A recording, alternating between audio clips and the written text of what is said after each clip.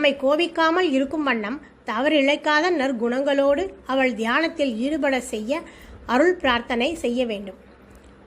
சத்திரியரான விஸ்வாமித்திரர் வசிஷ்டருடன் ஏற்பட்ட மோதலில் தோல்வியுற்றார். ஒரு அந்தணரிடம் தான் தோற்றதை அவரால் ஏற்க முடியவில்லை. தானும் அந்தணனாக வேண்டும் என்று நான்முகனையும் விஷ்ணுவையும் நோக்கி தவமிருந்தார். அவர்களால் அவரை அந்தணனாக்க இயலவில்லை. அதனால் பரமேஸ்வரனை குறித்து தவமிருந்தார் விஸ்வாமித்திரர். ஈசன் அவர் முன் தோன்றி காளியின் ஏகாட்சர மந்திரத்தை ஜபம் செய்தால் அவர் கோரிக்கை நிறைவேறும் என்று கூறி மறைந்தார்.